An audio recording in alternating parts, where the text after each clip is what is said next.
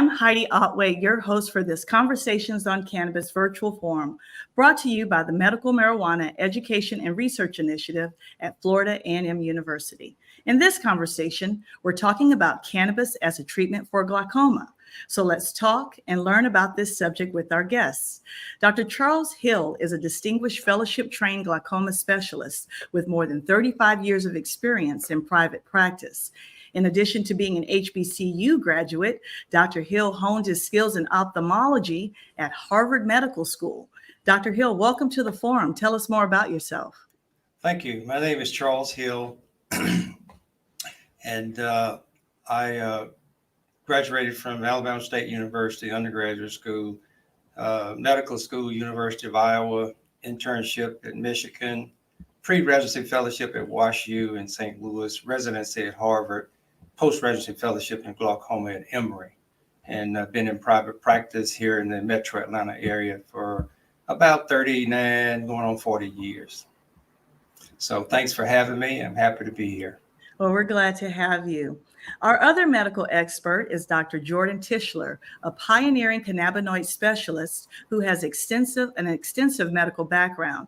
Dr. Tischler is a distinguished faculty member at Harvard Medical School and serves on numerous boards. Dr. Tischler, welcome to the forum. Tell us more about yourself. Thank you for having me. Given the nature of my practice, I often start to say, my background is pretty conventional. I went to Harvard College, I went to Harvard Medical School, and I trained in internal medicine at one of the Harvard hospitals. I also often say, look, if you go through Harvard that many times, we call ourselves preparation age. Then I practiced emergency medicine for about 20 some odd years. And that sort of led me into this interest in cannabinoid medicine. And I've now spent about 15 years practicing this kind of medicine exclusively, with a real focus on treating patients in sort of a very conventional fashion with this unconventional medication. All right. Well, thank you both. To everyone joining us on this live program, please share, post, and tag a friend on Facebook to have them join this conversation. If you're on YouTube, share the link so others can join us as well. During the forum, we want you to send us your questions in the comment box, and we'll do our best to have the guests answer them. We also want you to tell us what you think about this forum by completing the survey that will be posted in the comment box on YouTube and Facebook after the live program. Your name will be entered into a drawing on February 8th, 2024 to win a $100 gift card provided by one of Mary's partners. Now, let's start this conversation on cannabis. Dr. Hill, I'm going to start with you. Tell our listeners and viewers, what is glaucoma? Glaucoma is an optic neuropathy. Back in the old days, we used to think of glaucoma as just being secondary to increased intraocular pressure that destroys the optic nerve in the back of the eyes. Mm-hmm. But since that time and over the years, throughout the years, we've come to think of glaucoma as being more of an optic neuropathy, where the main risk factor is increased intraocular pressure. But you can also have vascular insufficiencies that can cause damage to the optic nerve, as well as other immunological processes. So the thinking has changed throughout the years, where the intraocular pressure, increased intraocular pressure, is the main risk factors, but you can also have other vascular insufficiencies and other immunological processes that can damage the nerve as well. And also, we've actually isolated the gene that causes glaucoma as well. So it's a genetically driven disease that's about 10% occurrence in the general population, but in the population, in the Black population, specifically folks from the Caribbean area, the incidence can be as high as 20 to 25% because the genetic mixing in those populations were not as prevalent as it is in folks who don't live in those isolated environments. So, and if you're Black and if you're 30 or older, you have a family history of glaucoma, then you're at increased risk, and you need to be seen by a specialist who knows what's going on, because we see far too many folks who go blind unnecessarily simply because they don't get to the right people at the right time. Right. It's thought of as being more of an optic neuropathy at this stage, and it's the prevalence is far more common in Blacks, Hispanics, and Asians. And there are different types of glaucoma as well that can affect those different populations. Black folks, Hispanic, we most commonly see primary open angle glaucoma. In Hispanics, we see angle closure because the anatomical structure of the eyes are different. So, yeah, it's thought of as more of an optic neuropathy now that causes damage to the optic nerve in the back of the eye that leads to nerve damage, visual field loss, loss of sight. So it's a very slow, insidious process. Wow. You can have severe nerve damage and not be aware of it. You can lose up to like 95% of your nerve function before you have signs or symptoms of it. And I was going to ask you, what are the signs and symptoms? I'm curious about that. That's why it's so dangerous, because it's such a slow, insidious process. You can lose a lot of your nerve function without having any signs or symptoms. You can lose up to like 95% or more before you have signs or symptoms of it. And that makes it very, very dangerous, a slow, insidious process that gradually, slowly creeps up on you. But once you encounter the nerve damage, it's permanent and irreversible. But the most common signs of glaucoma, if you have a sudden increase in intraocular pressure, you will see halos around lights, gradually loss of peripheral vision, side vision. But here again, you have to be very, very careful because you cannot have any of those signs and symptoms. It's such a slow, insidious process. It just gradually, slowly creeps up on you. So the main thing is that you have to be proactive, and being proactive, you have to realize who are the main folks that are at risk. And like I said earlier, if you are Black, if you have a Hispanic or Asian, if you have a family history of the disease, if you're 30 or older, then you really need to be seen by someone who knows what's going on to be properly evaluated, because you really have to be proactive, because once you lose vision, suffer nerve damage, it's permanent and irreversible. So it's a disease process that if you have those risk factors, you really need to address them before you encounter nerve damage. It's permanent and irreversible. So the key is to, if you have those risk factors, get yourself checked on a regular basis. Yeah, wow. Thank you for that very thorough explanation. I'm thinking, do I have halos in my eyes? I'm starting to, question myself, because I'm Black, I'm over 30. So thank you for that. So Dr. Tischler, I want to talk to you let's talk about cannabis, right? That's what our conversation is about. And we know that it is some states that allow medical cannabis have it as a qualifying condition. So is cannabis a good treatment for glaucoma? Well, that's the main question. And the answer is very simple, unfortunately. And the answer is no. The fact is that almost every state, as you mentioned, has this as a qualifying condition, but that's not based on science. And there's been a lot of effort made over the last 30 years to get cannabis to be available as a therapeutic and also as a recreational substance. And there was some early research in the 1970s which demonstrated that folks who smoked cannabis had a decrease in that intraocular pressure that Dr. Hill was talking about. And from there, and that's sort of where the evidence stops, right? Is okay, if you smoke cannabis, the pressure goes down.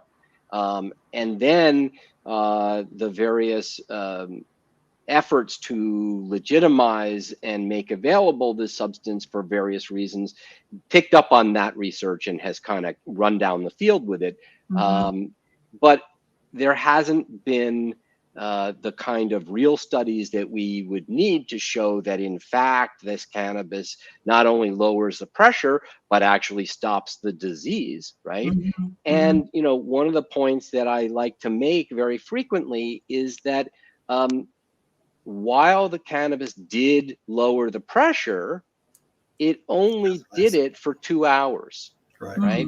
Which would mean that if you were doing this seriously, you would need to smoke or otherwise ingest cannabis every 2 hours to keep the pressure low, even during the middle of the night when you're supposed to be sleeping, right? And as Dr. Hill mentioned, this is a disease you can't ignore, because if you think you're treating it but you're really not, you're going to lose your vision. Yeah. Right. Dr. Hill? And also, there's a diurnal variation that occurs in the intraocular pressure. The pressure doesn't stay the same in a 24-hour period. And as Dr. Tesla just alluded to there, the key is that we found that the peak intraocular pressure occurs between midnight and 6 a.m., where you're in the bed. So you're sleeping, and you're not going to be smoking pot every 2 hours during your sleeping hours. But that's when you're at the highest risk, between midnight and 6 a.m. So you need to have something on board to prevent that spike that's going to occur between midnight and 6 a.m., because that's when you're going to have the peak intraocular pressure. And I think the blood pressure follows the same pattern. Most people, I'm sure everybody's heard say, oh, so-and-so died in their sleep. Well, they died of something. And it's usually from the blood pressure spiking between midnight and 6 a.m. Most people in the world usually die during that time period. The intraocular pressure follows the same pattern. It's going to peak between midnight and 6 a.m. And if you don't have anything on board to prevent that peak, then you're going to get increased pressure that's going to kill the circulation to the optic nerve in the back of the eye, lead to nerve damage and blindness. So the point that he made is excellent, that you got to smoke pot every two hours or so to keep the pressure down. No one's going to do that. That's not practical. Not when you have a drop. You can put a drop in before you go to bed at night, and it's going to last in a 24-hour period, or depending on the drop, they use at least 12 hours, which is going to prevent that spike from occurring that causes all the nerve damage. So, Dr. Hill, talk a little bit more about the drops. I don't think we've referenced that. Tell us, is that a mode of getting cannabis through the eyes to help with that? Actually, when I was doing my residency at Harvard at the Mass Eye and Ear Infirmary, one of my colleagues, Claudia Eric, and this is during the time, Doc, when everybody was talking about cannabis, smoking cannabis, the treatment for glaucoma. Well, she actually isolated the THC out of the marijuana plant, put it in a drop form, and did clinical trial studies on it, and it didn't prove to be effective in treating glaucoma. So that's the main study that I know of, and I've been searching, trying to find other studies, but I haven't been able to find anything on that. But she did an extensive clinical trial on it, and it didn't prove to be effective in treating glaucoma. So as I know, I don't think there's any drop form of THC that you can use to treat glaucoma, because it's really not practical, because the other medications are just so good and so much better. I think that's the key point too, is that, when we think about treatments, the question is this new treatment, in this case, some form of cannabis, equal to or better than what we already have, right? And the answer is very clearly no, that if you can put a drop in your eye every 12 hours and sort of end of discussion, right? That's much more practical and effective and safe than this idea of using cannabis, which really isn't practical or safe. Dr. Tisler, also, can you address the side effects that someone smoking marijuana every 2 hours, the systemic side effects that may cause? Well, yeah, I mean, that's the other point, is that if you put those drops in your eyes, very rarely might be it's a little stinging, maybe in very extreme cases, you might feel a little lightheaded briefly, but comparing that with cannabis, where if you're smoking a reasonable amount, smoking is only one approach, but if you're using cannabis on a regular basis, the major side effect is intoxication, right? There you go. And in some cases that can be useful or enjoyable, but doing it every 2 hours really means you spend the rest of your life stoned, right? That's not very practical. The other thing is that we know from other research, not related to eyes, is that if you're stoned all the time, it's not good for things like your performance at school or work, and it can actually exacerbate underlying conditions like depression and anxiety. And so if patients come to me for treatment of depression and anxiety, very commonly they've heard sort of out in the community that they should be smoking weed all day, and that turns out to be exactly wrong, and it will actually make things worse. Yes, we can use cannabis for treatment of anxiety and depression, but the treatment is not sort of what is the conventional wisdom. It's really very low doses, typically given kind of right around bedtime, which have a positive effect compared to sort of that, all day long smoking. And then there are other side effects having to do with blood pressure and heart rate, and those sorts of things. Again, in the right patient with the right approach, there's definitely value in using cannabis as a medicine. But it's at lower doses than people are used to doing. It's at selective times compared to sort of willy-nilly. And frankly speaking, there's always a trade-off, right? And it has to therefore be worth it. Say, if you're talking about back pain, that person's back pain has to be bad enough that a small amount of round-the-clock intoxication is better than if they had nothing, right? So Dr. Tischler, I have a follow-up question for you. So what I'm hearing is if someone has glaucoma plus other medical qualifying conditions, right? They really need to talk with a qualified cannabis physician to determine how to treat the other stuff with cannabis, medical cannabis, not the recreational, but medical, but then also be mindful of the impact to the glaucoma. Is that how I interpret what you just said? Yeah, I think that's fair. The glaucoma really, as I see it, doesn't really play into the discussion that much. So that But they should tell you they have glaucoma. Oh, absolutely. Right. Knowing the full background is absolutely important. Right. But the glaucoma isn't going to tip my decision making or the recommendations for treatment for their back pain one way or the other. Now, there is an exception to that, which we touched on, and I think this might be a good moment to bring it up, and that's CBD, right? Yeah. So, let's talk about that. CBD has become very, very popular. It's now sort of freely available at the grocery store and the gas station. And the problem is that CBD actually increases intraocular pressure, right? So for glaucoma, it's exactly the wrong thing.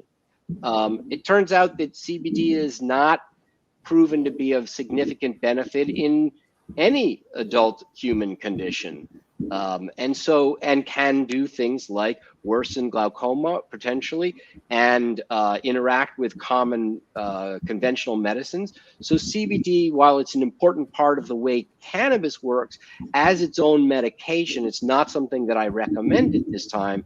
But you can easily imagine that there are people out there thinking, well, if cannabis is good for glaucoma, it isn't. But if they think that, then CBD must be good for glaucoma too. And let me go down to the store and get some. And that's exactly the wrong idea. And similarly, if they're coming in for their back pain, they may go to the store and get told, oh, CBD or a 1-to-1, which is half THC and half CBD. And again, that's the wrong idea. So we need to be aware of all of the health conditions that are on the table, as well as the fact that not all of these cannabinoids that are available are actually good for you. Right. I think the final point should be, just for point of clarification, so no one gets confused. The point that Dr. Tischler is making here is that CBD, cannabis, is not good. You should not use it as a primary form to treat your glaucoma. So it's not a good treatment for glaucoma. That's the final point I think that everyone should know and understand. Yeah, so Dr. Hill, that's a great segue into my follow-up question. So what is your recommendation for patients who are diagnosed with glaucoma and they're using cannabis now to manage the symptoms? What is your recommendation? Well, first of all, you shouldn't be using cannabis to try to treat your glaucoma.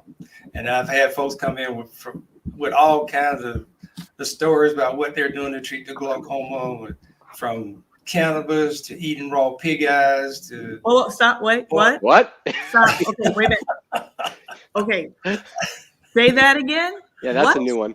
To eating raw pig eyes, all kinds of stories. I've had patient come in and say, oh, I go to the stockyard and I get raw pig eyes and I eat raw pig eyes to treat my glaucoma. Disgusting. So all kinds of different stories, scenarios. But bottom line is, if you go to the doctor and he says someone says you got glaucoma, then first of all, if you're a patient and you're told that you have glaucoma, your next question should be, well, doctor, what type of glaucoma do I have? Okay. Yeah. Because one of the most common mistakes that I see is that glaucoma is shotgun therapy for folks. Oh, you got glaucoma, take this drop, da da da da. But there are many different types of glaucoma. So if somebody tells you you have glaucoma, then your next question would be, well, doctor, what type of glaucoma do I have? Because there are specific treatments for specific types of glaucoma. Of course, the most common type is primary open angle glaucoma or chronic open angle glaucoma. But if you have a diagnosis of glaucoma, then you need to be seen and have diagnostic tests done to determine the specific type of glaucoma you have, and then have a specific type of treatment that's specific for that type of glaucoma. So you want sniper therapy that's going to hit the bullseye rather than shotgun therapy if you have glaucoma. Yeah. Can you tell us what the types are? Can you tell us what the types of glaucoma are? There are many different types of glaucoma. The most common type, the most common garden variety type is primary open angle glaucoma, which is seen in most of the general population. You also have different types of angle closure glaucoma.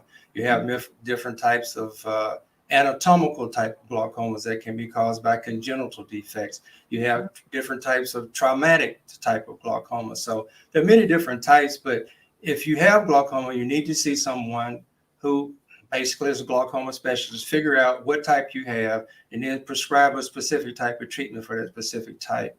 And I thank God that I was at Harvard at the time that Dr. Morton Grant, who was considered the father of glaucoma, that worked at the Massachusetts Eye and Ear. And I thank God that I had the privilege to work with him and to train under him. And he's basically responsible for me being a glaucoma specialist today. And he was a tremendous man. I considered him as a genius. He was the smartest person I ever met, but he also was the most humblest person that I ever met. Just a beautiful personality, a beautiful person. And I really cherish the time that I spent with him training at the Mass Eye and Ear. So yeah, many different types of glaucoma. And one of the things that he told me, and I still use that philosophy today, is that glaucoma is non-forgiving. And he would always tell me, Charles, if you're going to treat a glaucoma patient, and if there's something you're not sure about, err on the side of over-treatment versus under-treatment, because it's non-forgiving. And whatever an optic nerve that one may encounter, severe damage, is permanent and irreversible. Yeah. Can you talk about what potential treatments are? I know before the show, when we were talking back and forth, you were in surgery all day treating patients. So can you talk a little bit about what some of the treatments are for glaucoma? The first line of treatment that we like to start, of course, is drops.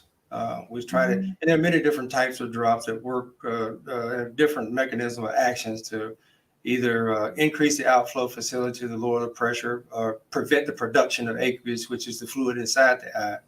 And let me just say, the eye is not a bony structure.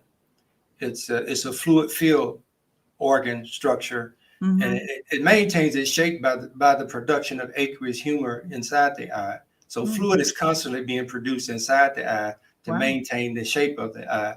Now, what happens is if that fluid is not draining out of the eye at the same rate that it's being produced, you get an increase in the intraocular pressure. That increase in intraocular pressure essentially chokes off the circulation to the nerve in the back of the eye, leading to neuronal damage, nerve damage. And when you have nerve damage, then of course that's going to affect your vision. So many different types of glaucoma. Here again, the most common type is primary open angle glaucoma. And we've actually isolated the gene that causes that.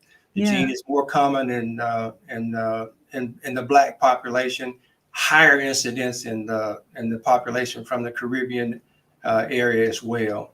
So, wow. Yeah. So for those who are listening, how often should they go to their doctor? I mean, what should we do? I mean, right now I'm thinking, what's my next best step right now to prevent? I mean, because my family's from the Caribbean, I'm African American, I'm over 50, right? So what should I do right now to make sure that I don't get glaucoma? And the age limit is 30. If you're over 30, glaucoma will usually start around the mid 30s or so. So 50 is kind of pushing it. Yeah. Well, not really. Hopefully not. But yeah, if you have those risk factors, then you need to see an ophthalmologist to be evaluated to make sure that you're okay. Okay. Okay. All right. And I'm gonna if you do have it.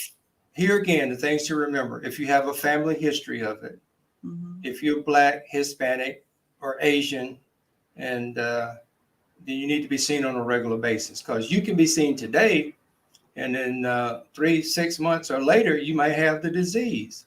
So it just depends on when the gene is going to express itself. But here again, if it's genetically driven and you have a family history of it, it will usually express itself in the mid-30s or so. Wow. So Wow. here again, if you have a family history, you're in your 30s, you're Black, Hispanic, then you need to be seen on a regular basis. Remember, we have to be proactive. That's the key, because once you Exactly. encounter nerve damage, visual field loss, then it's permanent and irreversible. So you really got to be proactive with this stuff. Okay. Thank you. Dr. Hale, if I might ask a question, if you have all of those particulars but no family history, are you still particularly at risk? Particulars such as? Well, again, Black and from the Caribbean and Over over 30, 30, right. but no family history. Yeah, do we you don't need to have worry any about Yes, family history. yes, So, because Still you have to know, worry. yeah. you still have to worry, because Yeah. it's like one of my friends was telling me. She said, "Well, if you're Jewish, it depends on who your mother is, because your father could be anyone." So yeah, so if you have those things, yeah, absolutely.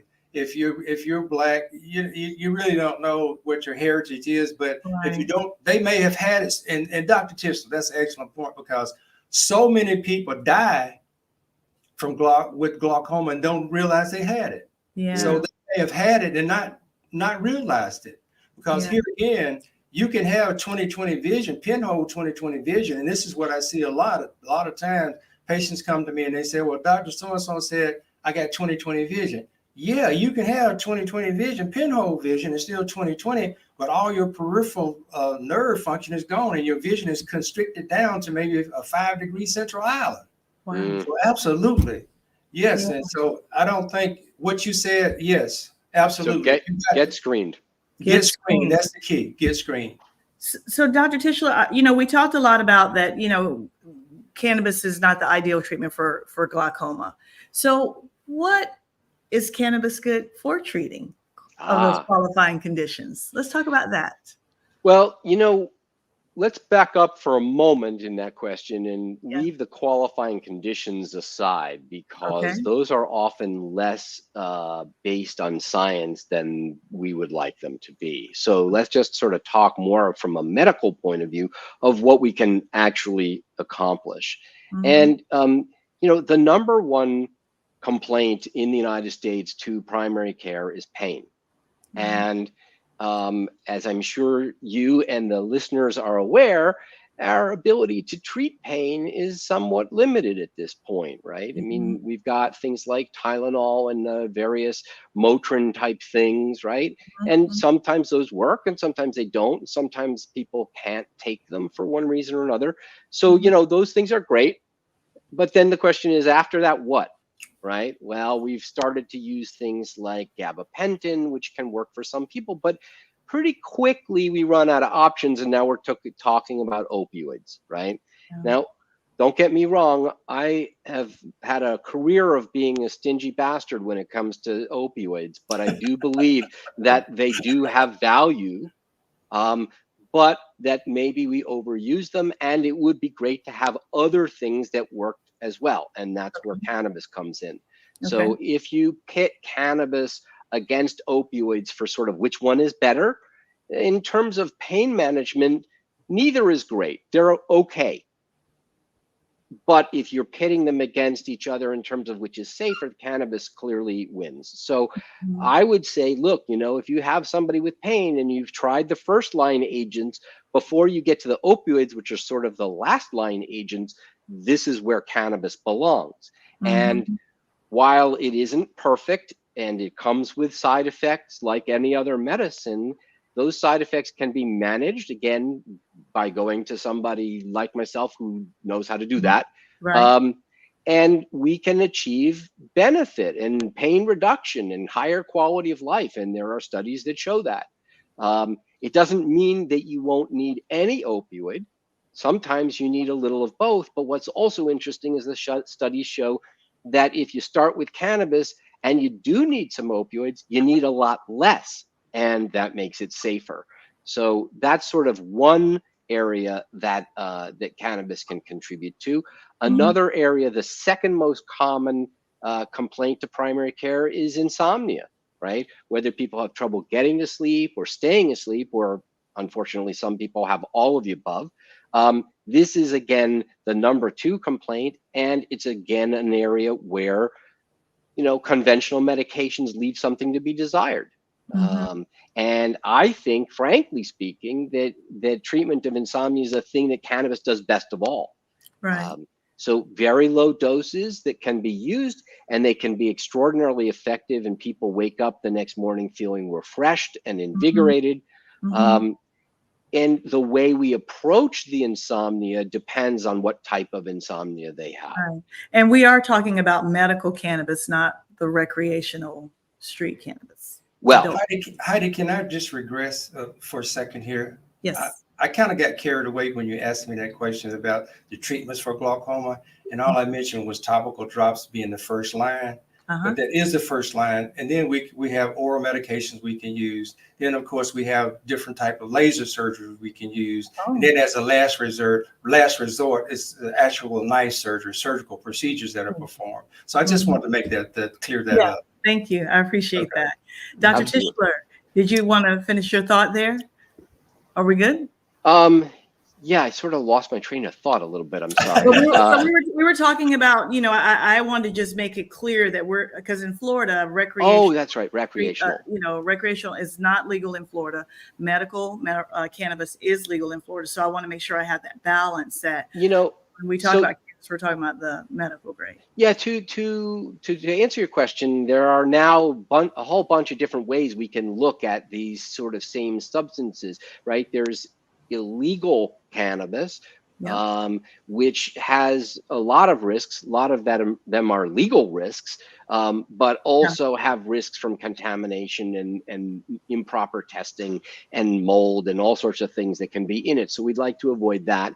And Right. now we've got these hemp-derived chemicals, which can be converted into intoxicating substances. And that presents its own big problem because they're unregulated and may have byproducts of that conversion process in Mhm. them, as well as other contaminants. So those are things that, despite the fact that they're now legal and don't present legal risk, present health risks, and we should avoid that.